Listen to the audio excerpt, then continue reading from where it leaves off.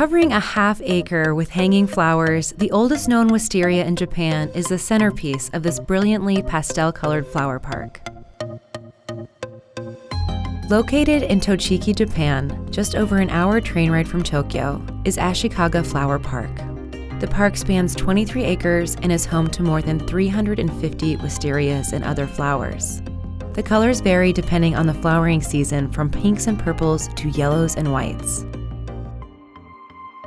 Some features of the park include the wisteria tunnel and floating gardens, but the pride and joy of Ashikaga Flower Park is the great miracle wisteria. The 140-year-old sprawling tree is located in a place of pride, right in the center of the park. After nightfall, the site is lit up so these draping flowers can be seen at all hours. The vivid yellow wisteria begins blooming at the start of May and is the only one of its kind in Japan. The park is a year-round attraction with seasonal plants that creates an ever-changing sense of magnificence as nature puts on a show.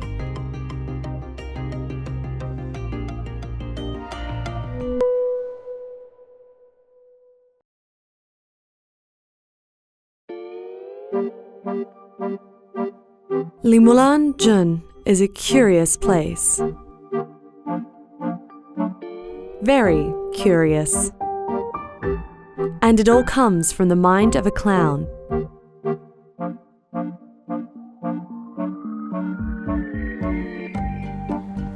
Меня зовут Слава. Я клоун. Я живу везде, как дух.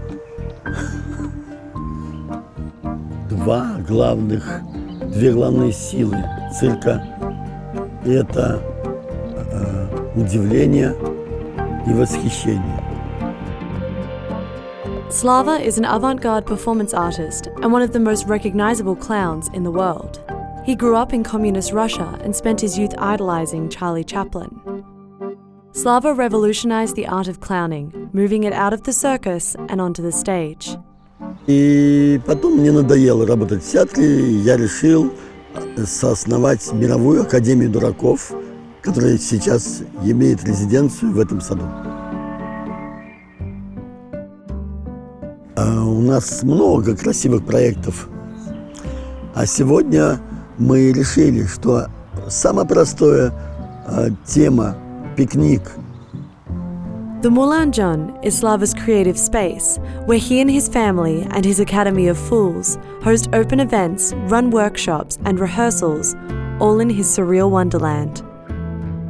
Во-первых, я люблю жизнь, люблю людей, особенно творческих людей. Мне среди них очень комфортно, гармонично, и я влюблен в творчество. И чем больше его вокруг меня, тем больше я могу творить тоже.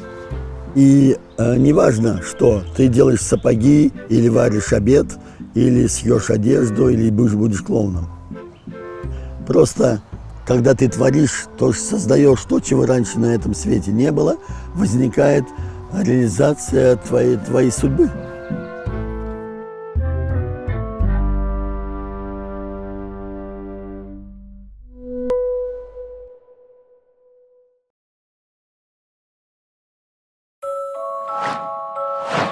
Some people who come to this house, it looks like something out of a romantic magical fairy tale. But this romantic magical fairy tale really is our home.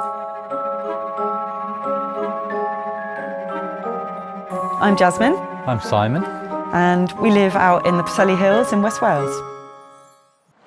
We're part of a wide community that spreads over the whole region and the local area of people learning to tread softly on the earth. When we decided to settle down and make a permanent home, it seemed fairly clear to us we much preferred to be in the countryside. And I did like the sort of magical element of, the idea of fairies and myth and stuff like that. We built a small, simple, modest house out of the things that were around us, out of the things that we could easily get from waste and from the natural world rather than going and buying things. This is where we store our firewood to keep us warm through the winter. It took us about 2 months, so we've used stones, mud, clay, wood. We brought in some straw bales and used quite a lot of those, and it cost us around about £2,000 or £3,000. And the big house, Simon's finishing it to a very high standard. So it will have a lot of longevity, it will last for a long time, generations. And we're either using recycled materials, natural materials, or things that we've grown available from this piece of land. This is my greenhouse. You put the food in relationship to the house and to the water and to the landscape, and instantly in come the fellows, the birds and the insects. Our dirty water can feed the plants, our need for shelter can give nice shelter for other animals to come and live, and we really can live in a way which is sympathetic to the rest of what's going on in nature. This is my workshop. My commute to work goes a bit like this. Out of the front door, dodging between the flowers and maybe picking a few berries off the bush on the way past for a little snack until I get to my workshop. At the end of every day, I could sit back and see the thing that we've made and know where the piece of wood had come from. I mean, the first night in a house that you've made with your own friends and with your own hands in exactly the way you want it to be is an absolutely magical one.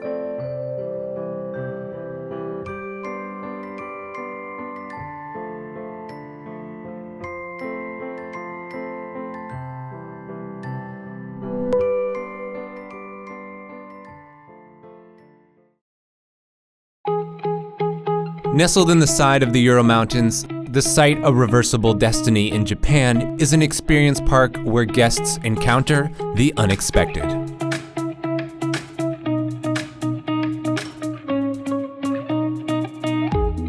The park was designed by artists Shusaku Arakawa and Madeline Jins and consists of sculptures, pavilions, and constantly changing terrains.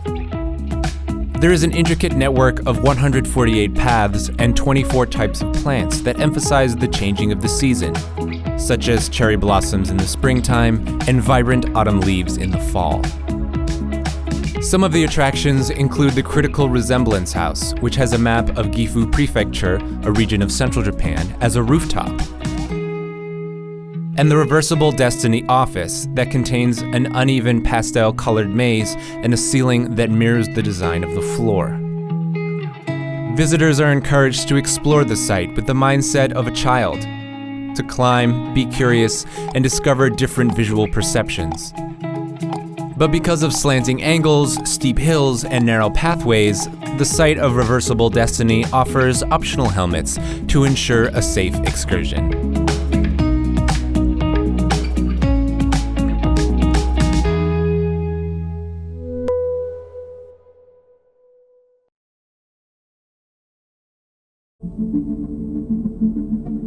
Sword making has always been an esoteric endeavor. There's never been a great number of people doing it. You have this transformation of raw material, the alteration of nature, and in the end you get something that just exudes power.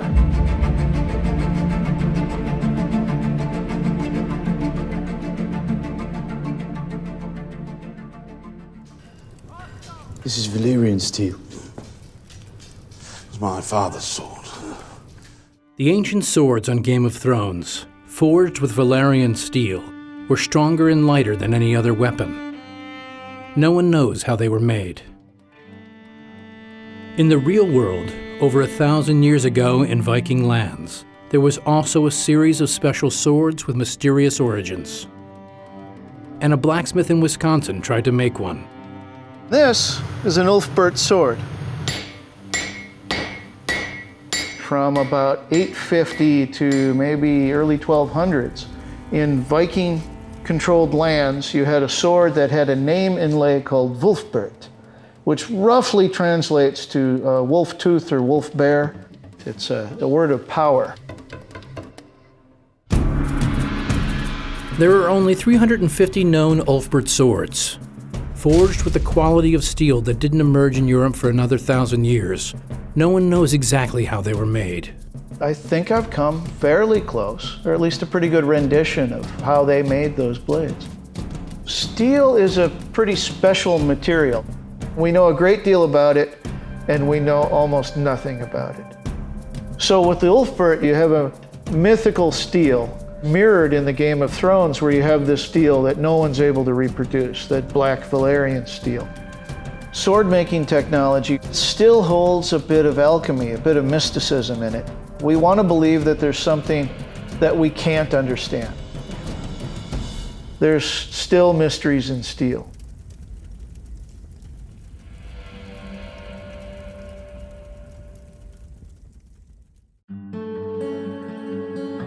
Reaching up towards the sky, these 3,000 pillars stand tall from the valley below to make a towering forest of sandstone.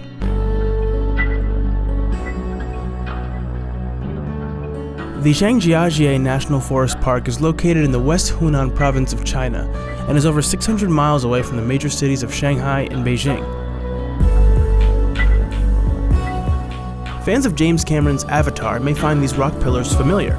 They were the inspiration behind the mythical world of Pandora in the film. These pillars resulted from weather over many years. A combination of the changing seasons and the plants that grow on them have contributed to their individual and unique shapes.